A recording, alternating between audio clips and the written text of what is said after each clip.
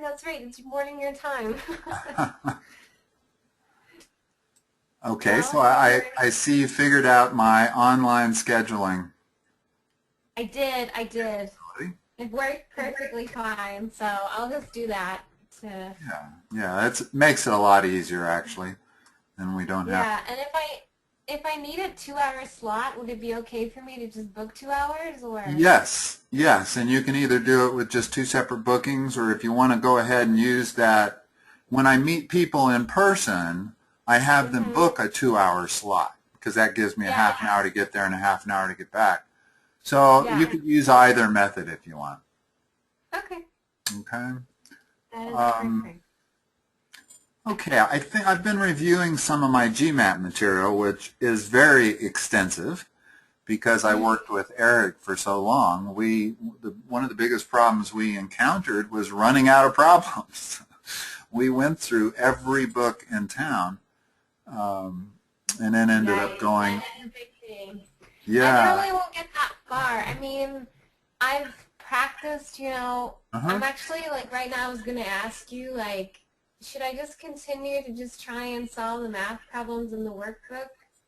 And then, As far as on your own, yeah, I would go ahead and continue through that GMAT review. Those are awfully good. I would have used that with you if it weren't for the fact that you had it already and you were going to have that resource on your own.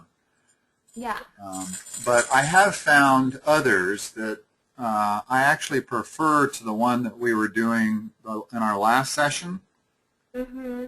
I felt that was a little too high a degree of difficulty for starting out. So I found some, we can always go back to those tests after we've done a session or two. But Mm-hmm. this one set of questions here, I think, is just the right combination of easy, medium, and hard. So Okay. why don't we do these? And this is a mixture of problem solving and data sufficiencies. Um, Mm-hmm. I did also discover, I was at the library last night and I was looking to see, I noticed they had all kinds of books saying the new GRE test, but they didn't Yeah. have any saying the new GMAT. Although I think the most recent date might have been 2012. So I was Yeah, I hoping think to pick up a book. that, yeah, I think the only thing that was changed on the GMAT was that they added a section Okay. and it's called integrated reasoning and it's these like you have to look at some Is that where the data graphs. sufficiencies are? Or, oh, you have to look at graphs. Okay. Yeah, no, it's a 30-minute test. You have to read something and answer and then you have to look at some graphs. Okay, well, that's And it's actually actually good. not Yeah, it's not too hard. The Mhm. time is my issue there. Okay, well, Like we have 30 some minutes. questions that have graphs in them, so we will come across problems like that. Okay. Okay, so I think this set of 60 questions or 30 questions or whatever this is here is going to be pretty comprehensive of the stuff you're going to encounter. Okay. So let's start with number one. Okay, so the container has 10 liters of solution, which is 20% acid. If 6 liters of pure acid are added to the container, what percent of the resulting mixture is acid? Wouldn't you take 10%, 20% of 10, Okay, and then you would know how many liters is acid? okay, so that's 2 liters of acid. Yeah. Okay, And then you would say that if you add 6 liters, you would have 8 liters of acid total, but you would have 16 liters of solution. And then you have to multiply by 100, right? to convert to percent, yes. In other words, Yeah. this is equal to 0.5. Yeah, and then Multiply by 100, so it's 50. 50%. Yeah, okay. That one was easy enough. They are. This set of questions does start out with a couple of easy ones and then works its way up. They get harder. That's good because then you don't lose confidence. I agree. I absolutely agree. That's why I really didn't like starting with what I felt were the highest degree of difficulty questions. Yeah. Okay, so number 2, which costs more, a can of corn or a can of beets? And statement number 1.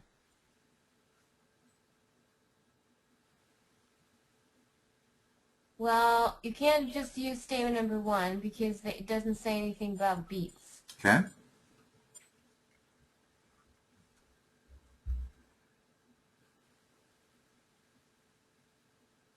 And you can't use statement number 2 because it doesn't say anything about corn. Okay?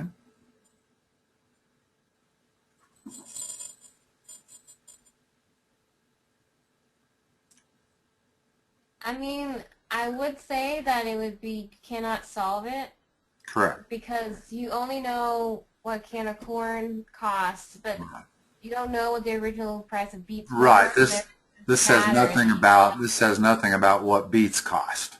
So. Yeah. Great. Okay.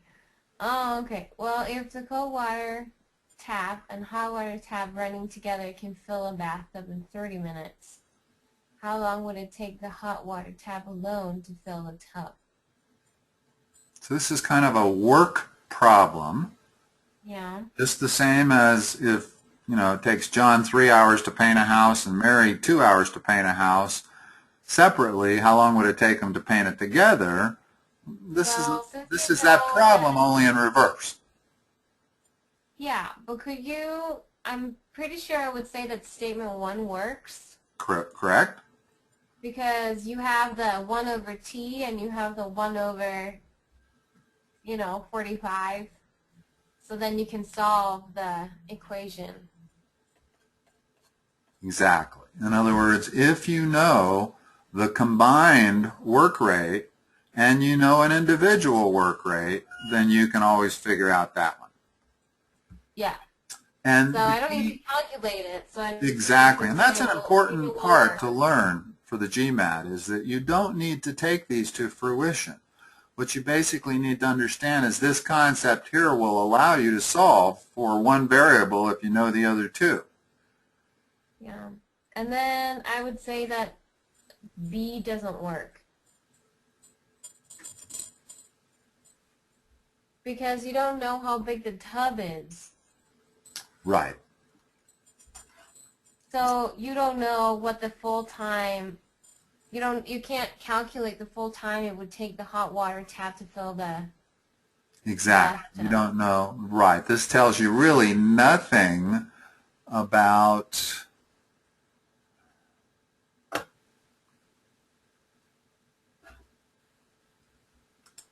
Yeah.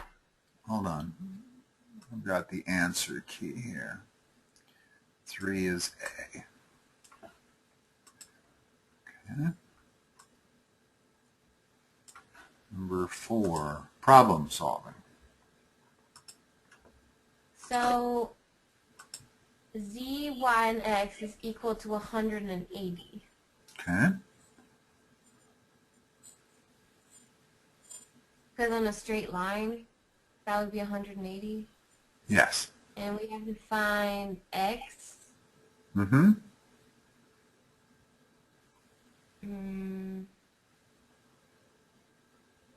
I don't understand what the 220 degrees. That means from here all the way to here is 220.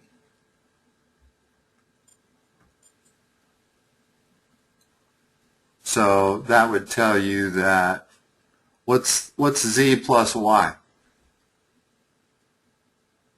If this is 220, what's the rest of the circle going to be?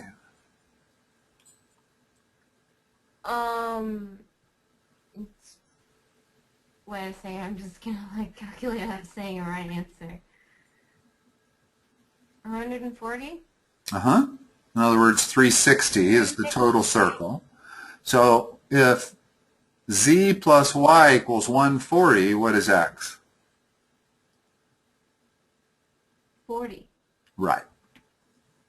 And the other way to do this, actually it's maybe a step quicker, is to notice that it has to be 180 degrees from there to there because this is a straight line.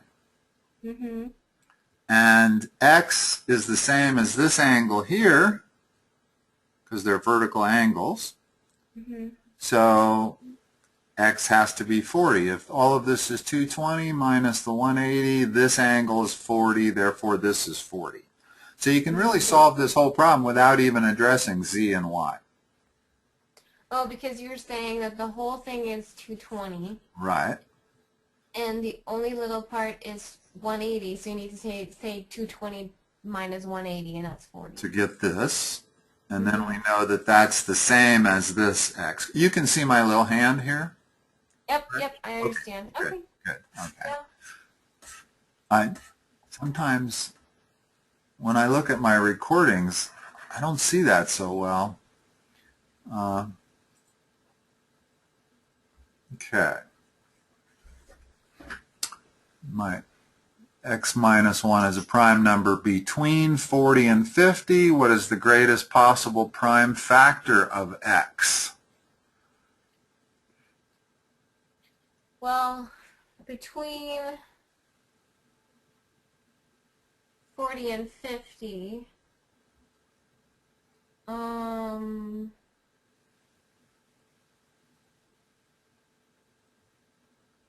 So what's our first step going to be? you have to figure out how many prime numbers there are between 40 and 50. Okay. We know none of the even ones. Yep, I'm writing them. Sorry, I'm writing it on paper. That's okay. I'm a little visual sometimes. I just need to see it. Okay, well, 49 is not a prime number. 45 is not a prime number. Okay.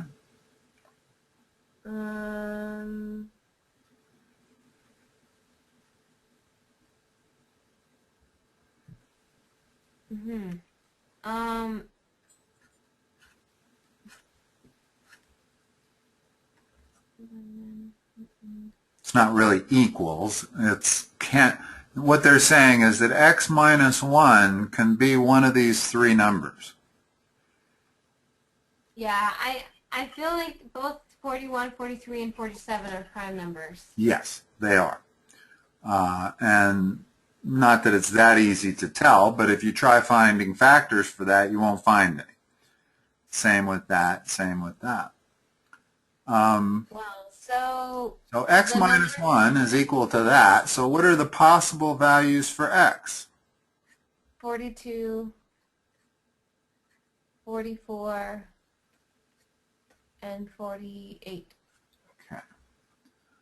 Now, what is the greatest possible prime factor of x?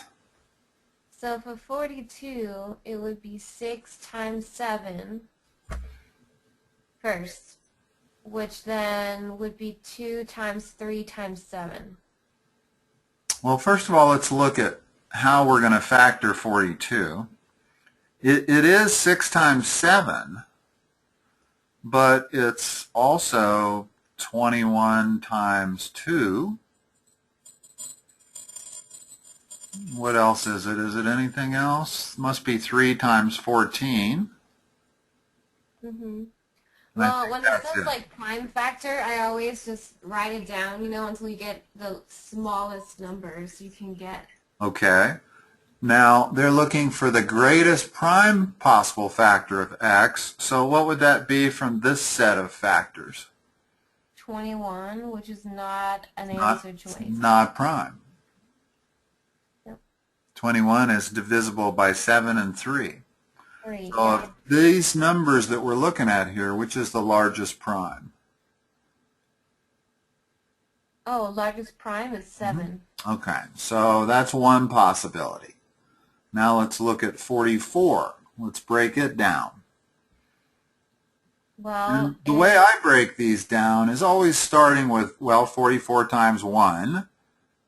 That doesn't mean much because 44 isn't prime. So let's try 22 times 2. 22 isn't prime. About 11 times 4. 4. 11 is a prime. There we go. So now we've replaced that. We no longer are going to consider the 7. 11 is the largest. Now let's look at 48. The only thing we really need to check with 48 is 13, because 13 is the only possible answer that's greater than 11. But 13 is not a factor of 48. So we know 11 is the answer. Answer, yeah. 5D. Okay. That problem really wasn't hard. It was just laborious and time-consuming. Yeah. Yeah, I think probably what I would have made the mistake is that I always, when they say prime factor, I always just say it's 6 times 7, which is 2 times 3 times 7, you know? Okay. Count out Like count out primes for me, starting with that one. 2, 3, 5, 7, 11, 13, 17, Okay. 19. That's fine. Yeah, that's fine. Okay, number 6. I love these problems because they're classic problems that there's really a method of solving them that is so superior to any other method. That's great. I always do back solving. That's it. That's it. Which one do you start with? B. Good. Very good. Either B or D is correct, Yeah. but that's the most efficient. Yeah. So, Okay. okay, so J equals to 20 years. And G equals to J plus 14. Hold on just 1 minute here. How many years ago was Jill's age 3 times Gary's age? Well, if we're going to assume that 8 is the answer, is that correct? How old was Jill 8 years ago? Jill is now 20. 20. So 8 years ago, she was 13? 12. 14? 14. 12. 12. Sorry. 20 minus 8. So 8 years ago she was 12, and her older brother, Oh, her younger brother. was how old 8 years ago?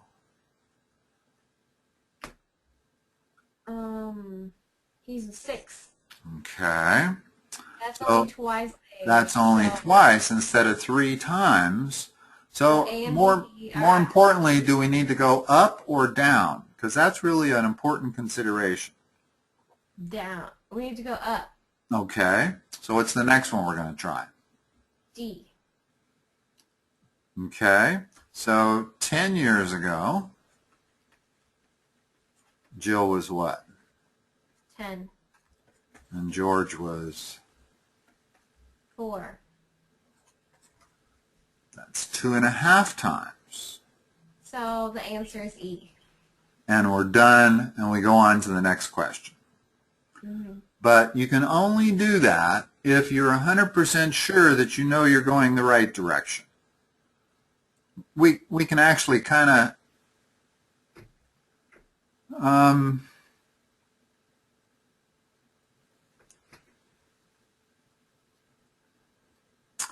usually age problems, it's 100% clear which direction you need to go if you don't get it on your first guess.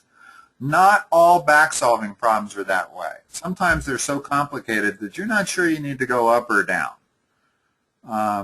And you still can use back-solving as the technique. It just may take more than 2 trials.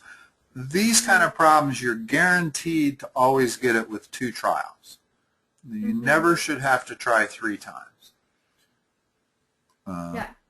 Okay.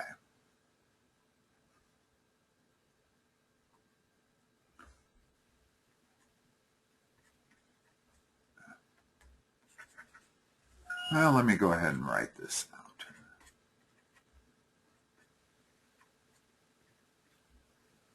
And if we get to problems that you know how to do, and they're just tedious, tell me and we can go on.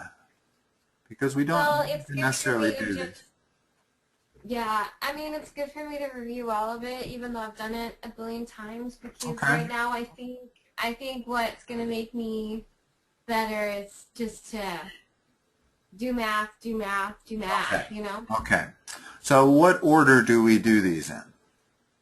You multiply first. Okay, so we're going to do that one, and that one. So what do we have here? Well, 2 goes out with 4. Okay. So you have 3, 3 over 6, which is a half. Okay. However you get there, you can get there. It's almost, usually I really like the technique of simplifying first before multiplying numerators and denominators. But when you have really small numbers, it's almost quicker to just go ahead and make this 6/12 and realize that that's 1/2. Yeah. Rather than going through canceling that 3 and that 3 and dividing that by 2 and that by 2. Well, the next one is 15/6. And the next one is 12 over 20. Okay. Now what? So now you have to find a common denominator. Okay. Well, you could simplify 12 over 20. All right, that might help find a common denominator a little easier. That's 3/5. Yep. Well, 30 is the common denominator. Okay. So it's 15 over 30 plus, that's 5. Do you have a calculator in front of you? Nope. And we're not sure yet whether you get to use any kind of calculator at all? No calculator, not for the... That's what I kind of got the impression in looking at these recent books. It doesn't look like GMAT has made the same changes that GRE has, which is really kind of funny because the GMAT's a lot tougher than the GRE. So for the GRE, all of a sudden be able to use a calculator, it even stretches that gap more. I mean, it depends on, like, maybe the GMAT's harder, math-wise, but the GRE is really tough with the vocabulary part. Is it really? I was not aware of that. The Well, math and quantitative part, I don't even think there's a comparison. To me, it's almost the difference between college and high school. Yeah, well, yeah, I mean, at least that's what I've seen from my friends. Maybe it's just because I'm foreign that I think so. Well, So. I just find, yeah, and it could be just a peculiarity to me also, because we all have our strengths and weaknesses, and I find the GRE a lot easier than the GMAT. Okay, Well, it looks like we're going to have to work on your math skills a little. You want to be able to do 5 times 15 quickly. Yeah, it's 75. Okay. Yeah, I don't know what it is. I'm very, like, visual. Like, I just have to see it on paper. Like, Okay. do it for myself. Oh, you have to do it like this, kind of? No, like, sometimes I'm just, like, it just takes me along. Yeah, and I know that's, like, but I've always been that way. Yeah, I need to see it to make sure that I've not made a mistake. Okay. So. That's fine. There's nothing wrong with that.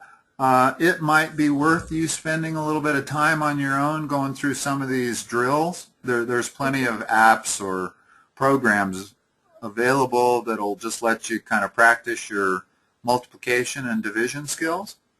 And I am a big believer that it's very helpful, particularly for the GMAT where they don't let you use a calculator. That will speed you up tremendously. if you can do simple little calculations a little faster. So, okay, what about the 3/5? It's 18 over 30. Okay, so what do we got now? Oh, 1 second. Then you just have to multiply. Just have to add the numerators, add and subtract the numerators. Yeah. Okay. Yes. Let me show you a little trick that I would use. 15, I would do 15 minus 18 and come up with -3, and then just subtract 3 from this to get 72/30. 72 over 30. And then this can be reduced. 6 goes into top and bottom. 6 goes into the top 12 times and the bottom 5 times. So it's B. It's B, yeah. So there's an example of a problem that actually took a couple minutes to do, even though there was never any question that we were going to get it wrong. Yeah. It was just practice, or rather time-consuming. Yeah. I mean, I didn't feel too pressured on the math time with time. I mean, it was a little bit tough, but even though I went through, extra some of them, I wanted to make sure that I calculated them right. Mm-hmm. But then again, you can't see which ones you got right and which ones you got wrong. That's right. That's right. And as you get better, and I'm sure you will be encountering tougher and tougher problems. So time is always going to be a factor. Yeah. You're going to run out of time. Everybody runs out of time, or else they haven't gotten a lot of them right. But if you're doing well, you're going to run out of time, and you shouldn't worry about it. That's fine. But speed is definitely going to be a factor. They do say there's a penalty for not answering all the questions. Okay. Okay. Yeah. Well, so either way, time is definitely an important part of the test. Okay, so number 8, what's the value of x squared? And they give us these 2 points here. Well, 1 second. So the first one,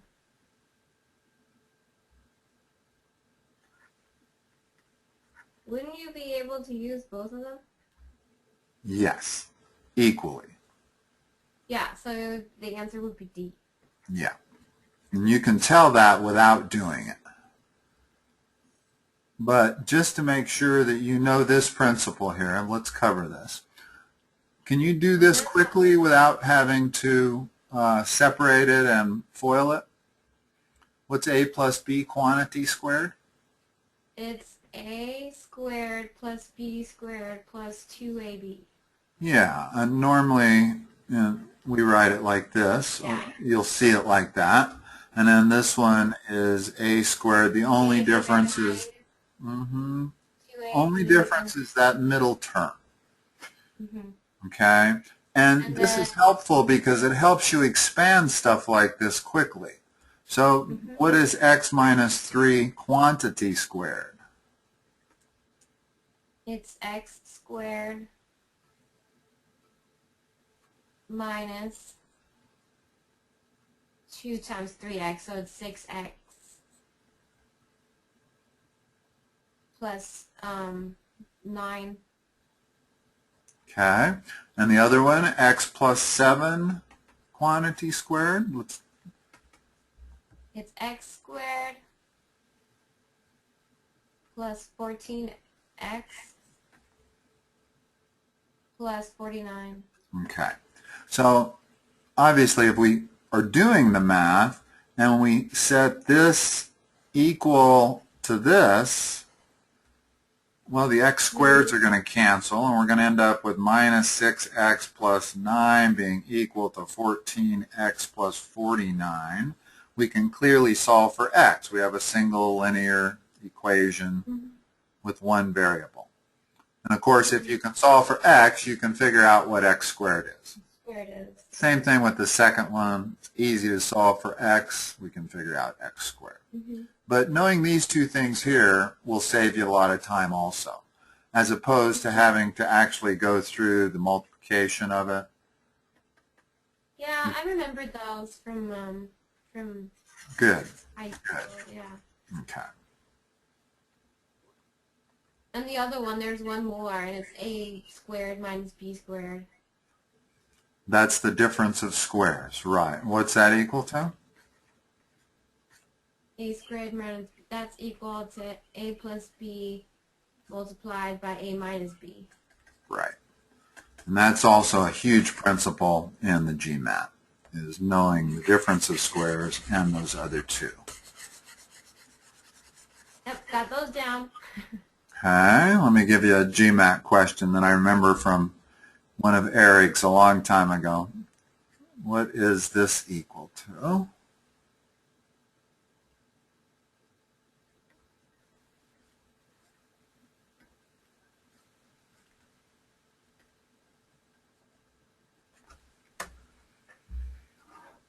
What?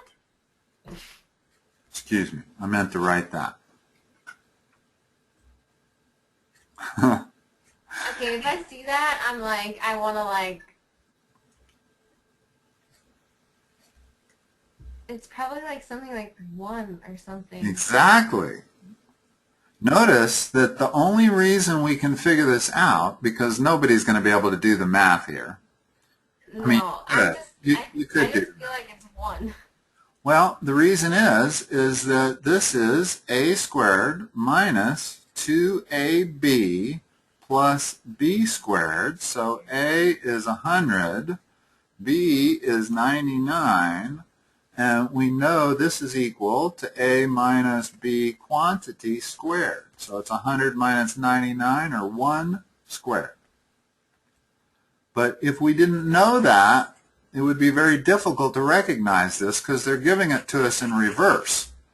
In other words, they didn't ask us what 100 minus 99 squared is, but they gave us the right side of that equation,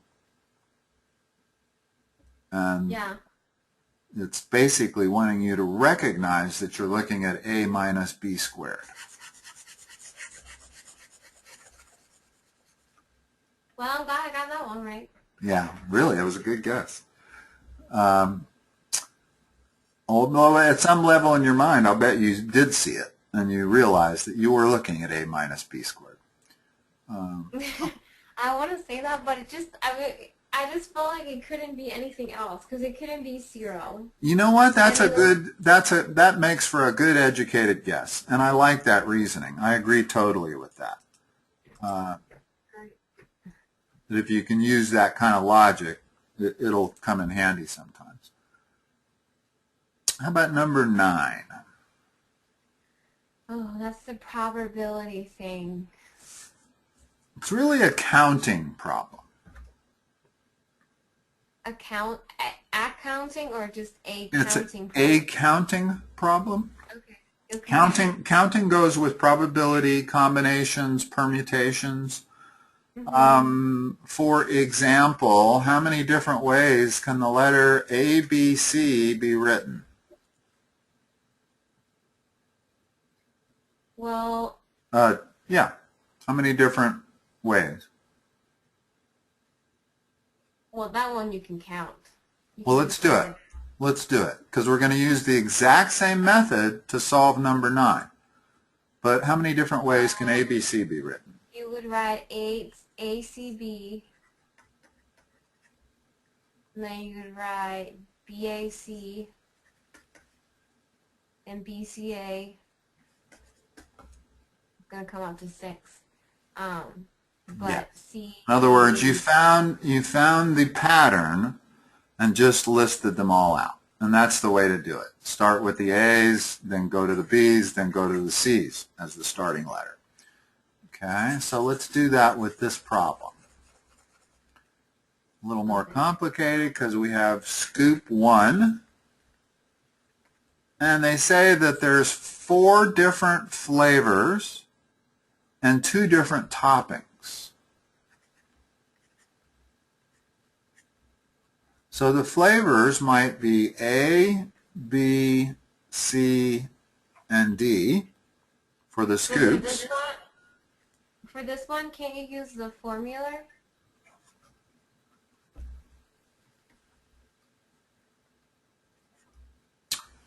Do you know what it is? The combination? Uh-huh. Yeah, it's n factor over k factor minus n. So this is a combination problem because order doesn't matter. So, In okay, other so words, you have I two think types of problems. You have permutations and you have combinations. combination. And combination is when order doesn't matter, and permutation order does matter. Right, and order doesn't matter here because you're getting a sundae that it's all going to be mixed together anyway. So it doesn't really matter if you have A as your first scoop and B as your second scoop, or A as your second scoop and B as your first scoop.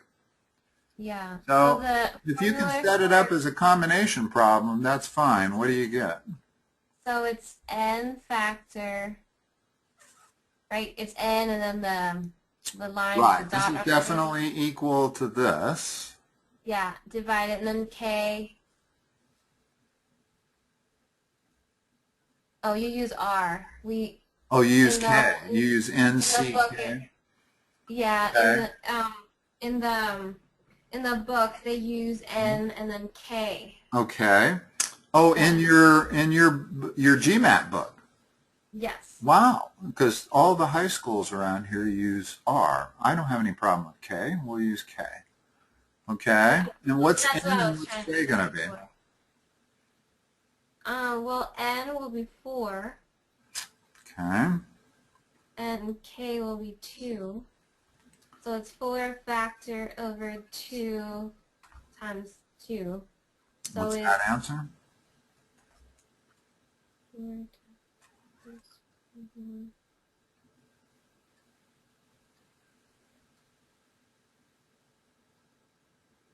It's 6.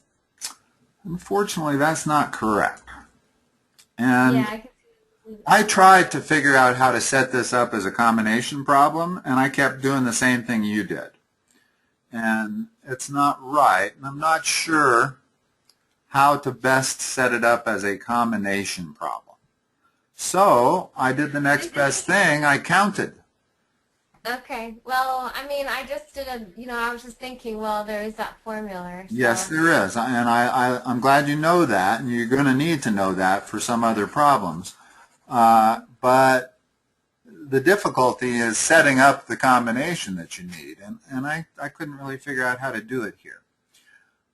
So let's count how many possibilities. They're not going to be that many. I mean, there's obviously 12 through 20 possibilities, but we're going to be able to cut it down because we know that whatever the combination of the scoops are, we're going to be able to double it because we can put topping 1 with each one of those, or we can put topping 2 with each one of those. So it's a counting problem, but it's not as big of a counting problem as it appears to be at first. Yeah. So Can I ask something? So it's scoop 1 and scoop 2. right. I think that's where something's missing. I think that's where the combination formula is wrong because it only will count for one.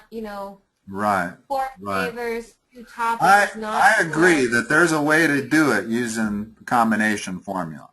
I'm just not sure how. And, well, for now, let's not worry too much about that until we get to a problem where you have to use it. So how many ways can I make scoop 1 and scoop 2? Way number 1 is A and A. Oh, yeah. A, and then A and B, A and C, A and D. Okay. How else? And then B and A. B and A is the same as A and B. Yeah. So let's not list that. So BB and BC and BD. Using the same pattern for And counting. then C, C, and C and D. And then D, D. How many is that total?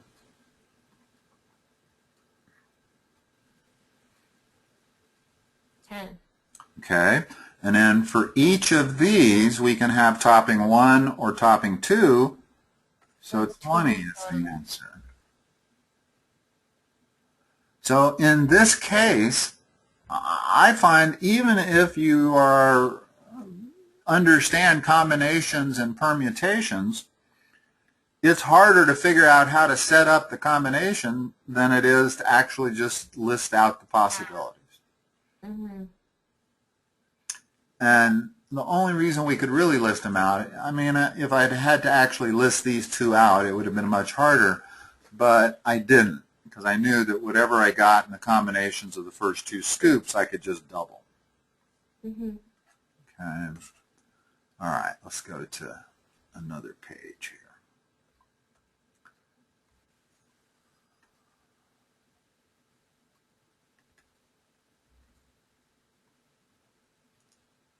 And here's some questions regarding a graph. This sounds like what they might be including in this new section. Mm-hmm. You got to make it visible enough for you to be able to see it, though.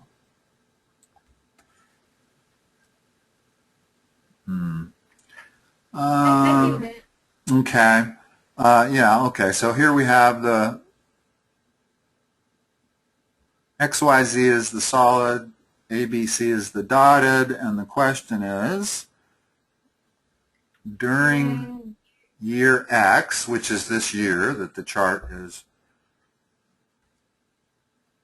The greatest dollar amount by which the share price of ABC common stock exceeded the share price of X, Y, and Z common stock was yeah, approximately. and our answers are like this. It's a dollar amount. Yeah, and so I'm just trying to see if I understand what the question is. Mm-hmm. So it's asking about the largest amount of dollar Mm-hmm.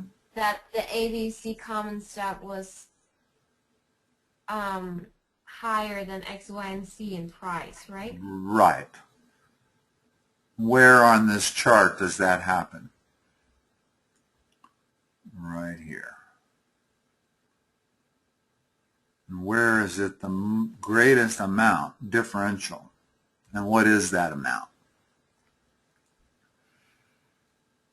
So you're saying it's in the middle? Well, the greatest price differential appears to be right here. Why is it Because, on the dots before, since they're way well, further because away? here XYZ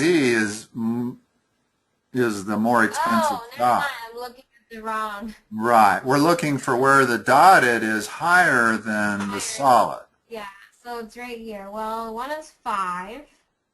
Okay. I would say approximately 2.5. 260.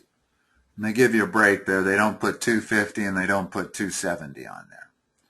So, Yeah, so that's why I was like, well, it looks like 250, but it says approximately, so you would choose 260. uh-huh. Okay. Now let's look at these and then we'll look back at the graph. Hold on, let me. Which of the following investments, if held through the fourth quarter, would have appreciated most in dollar value? Okay, so which of the following investments, if held, oh, so it happened for all 4 quarters of year X. Yeah, I'm going to see if I can Would open have this gone up. page twice. I can. Okay, so let me pull the graph up here. So here's our stock performance. Again, this is a question that, given enough time, you know you're going to get this right. Mm-hmm. In other words, it's just a question of working out each of these scenarios and coming up with which scenario made you the most amount of money. So let's go through it. Even, oops, hold it. I'm not going to be able to do that. Let's see. Let me do this. Okay, so scenario number 1, or A.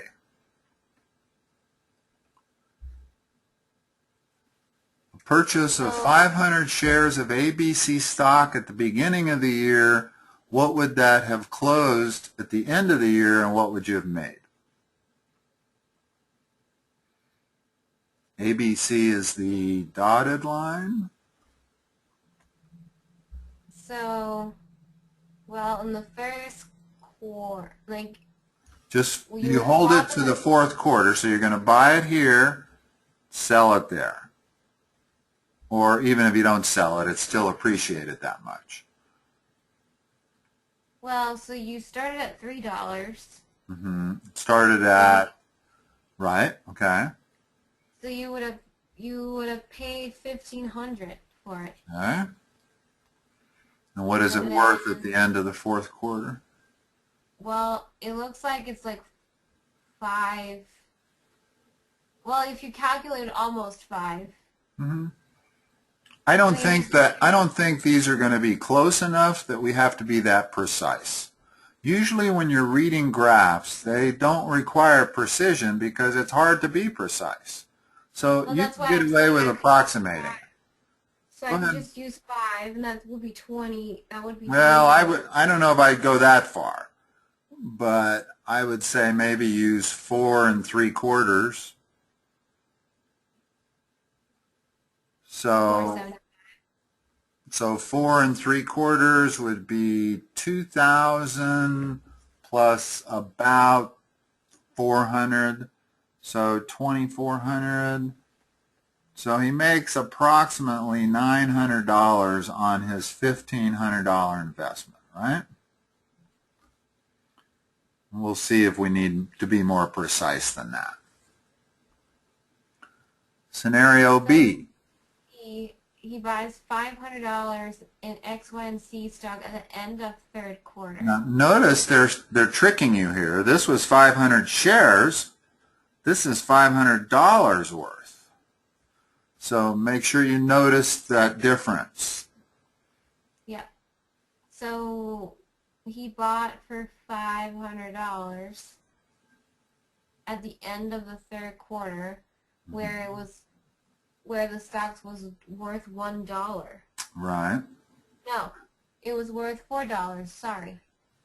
No, at the end of the third quarter. This is XYZ. Good catch. We Good did catch. both of it. Yeah. So it's worth $4. Okay.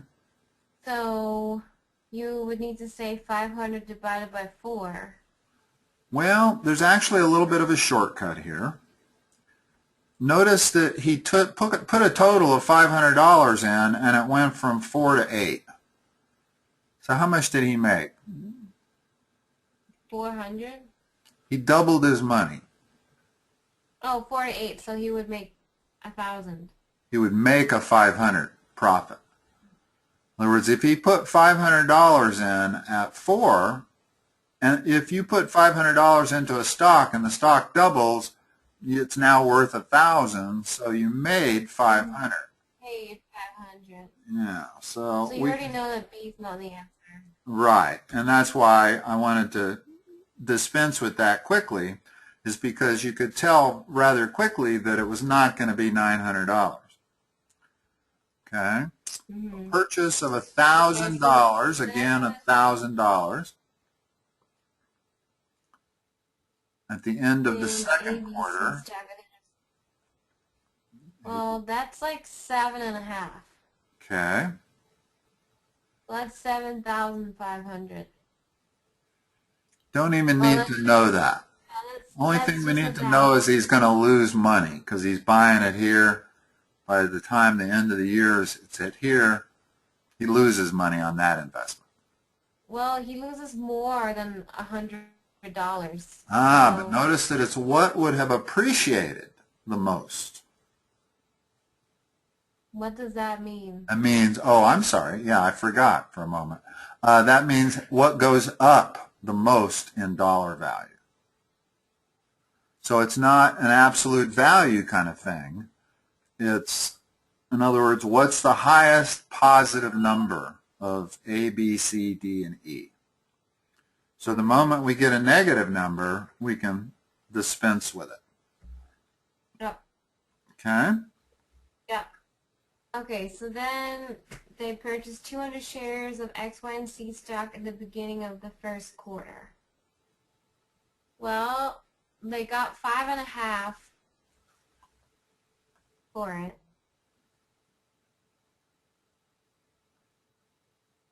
Okay. So that's like more than 1,000. Well, let's look at this a couple of different ways. First of all, how much does he make when it goes from 5.5 to 8? Is that a double? No. Not even close. Mm-mm. So if he doubled, he would make 1,000. Which one are we doing? Mm-hmm. We're doing D. Excuse me. Yep. Well, again, D, they're back to shares. Mm-hmm. So if he buys 200 shares, he pays, 5.5. so 550 or 1,100.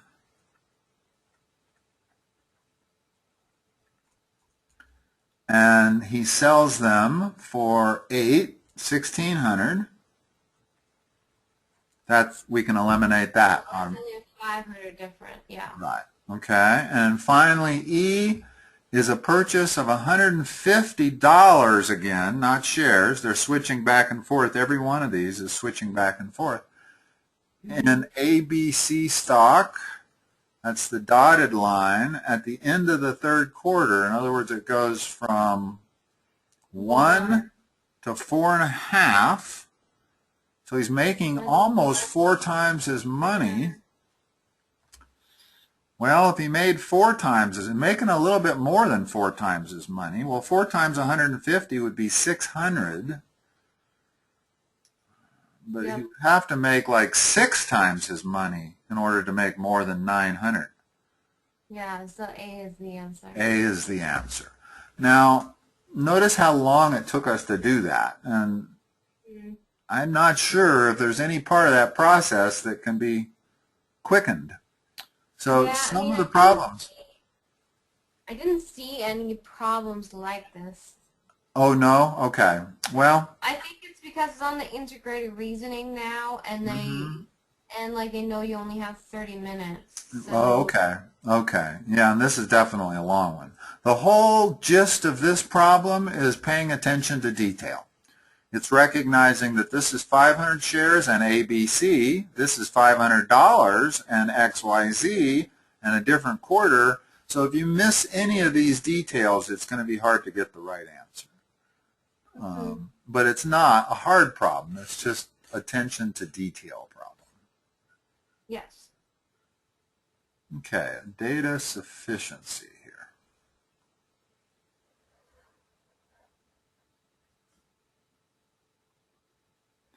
And I think it's important to recognize immediately that you're dealing with a data sufficiency.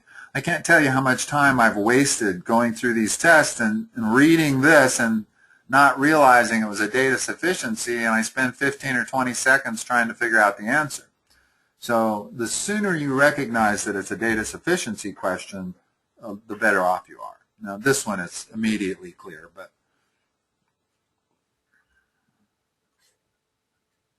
there's our XY plane.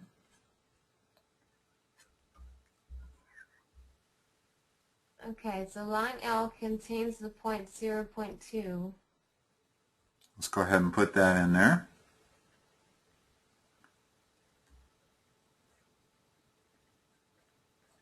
You can't figure out the slope from that. No. Because you need another point to do that. Right. And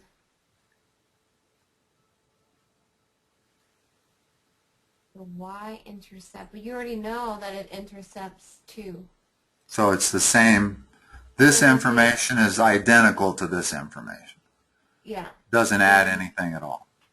yeah, so you cannot figure it out. Right.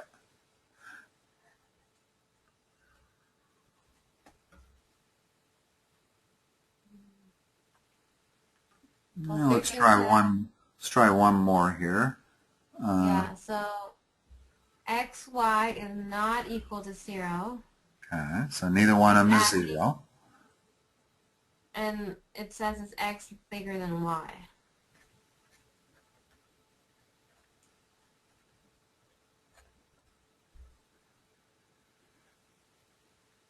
Um, well, again, I would say, well, the first one is absolute value. Okay, So it could both be x and minus x, and it can also be y and minus y. right. But there's no way from that you can know whether x is larger than y. Agreed. Okay. And saying that x is equal to 1, you won't know either. You won't know. Says nothing about y. Okay. Well, yeah, because I mean, you know that y is not well, it just says it's not equal to 0, so it could both be, x times y. It could be both positive and negative. Mm-hmm. But yeah, it doesn't say anything about y, and y can both be bigger and smaller. Right. Right. You can So if we're either, looking, I think it's very important that when you look at 2, you try to ignore 1. You don't want to accidentally include 1 when you're examining 2, because you're really, when you do that, you're examining the fact that both of them might do it. But I think it's worth doing it one step at a time. In other words, examining one of them alone and examining the other one alone. And it isn't always necessary to do that in order. Sometimes one will be far more complicated than the other, and I'll examine the second one first because it's easier to get a handle on. So if we know that neither one alone works, so the question is, do both?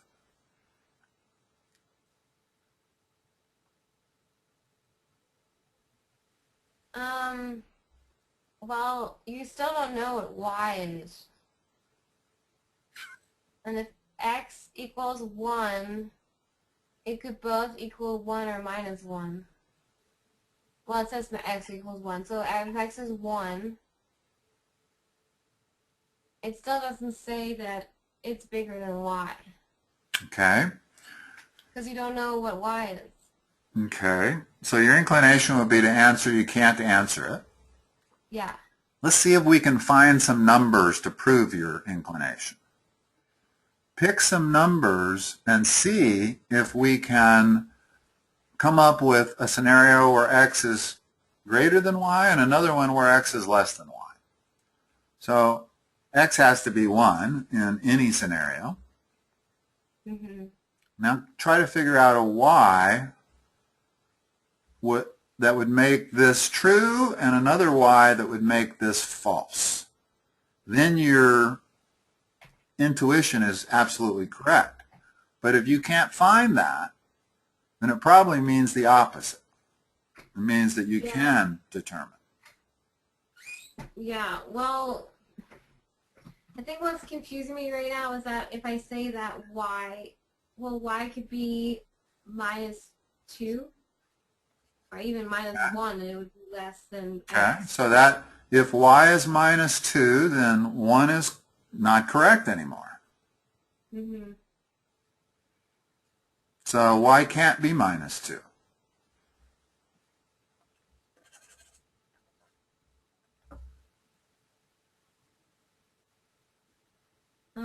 Nowhere does it say they have to be integers. So y could be a half. Yeah. That works.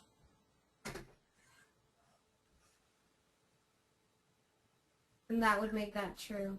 And that would make that true. Can we find a y that makes this false? We can't. So If I go for any number greater than 1, In other words, if y is 2, then this is not true. Mm-hmm. And if y is a negative number greater than 1 or less than 1, like minus 2, this is also not true. So the only thing that makes number 1 true is if x is a bigger number than y. So y is necessarily has to be a number between 0 and 1. And in all cases, you can answer that in the affirmative. Yeah, so the answer would be yes. It would be C. So C, right. And let me just make one other point here before we leave. Mm-hmm. A lot of times, it's easy to get trapped into thinking that only if we can answer that yes can we answer it. But if we can answer that no, we can also answer it.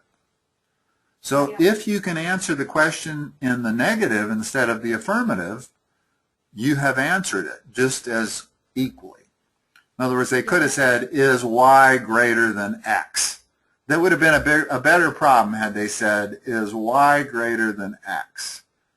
And the answer is, no, it is not.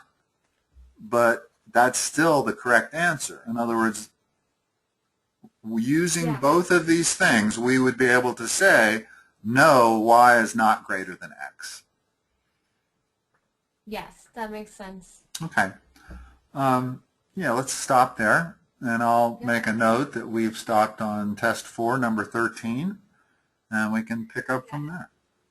I was just gonna ask, do you have any quickly before we leave, do you have any things you think I should look on for next time? Because I'm just getting a little lost in, just doing, more and more problems, keeping a red thread through it, It's hard for me to suggest specific areas that we should talk about because at this point I don't know what your strengths are and what your weaknesses are. Yeah, I know. So we need to go through some problems and then that might become more apparent to me and then I can maybe, let's say we find out that a weakness is combinations and permutations, we can discuss that in theory. Yeah, I definitely know a weakness of mine is geometry. Okay, if you know some of your weaknesses, why don't you make a list, and next time we can probably maybe even focus on problems that are like that. Yeah, because I definitely know, I know the rules of geometry, but then when I have to apply them, that's where something goes wrong. Okay. Okay, well, I'll just set up another time on your... Sounds good.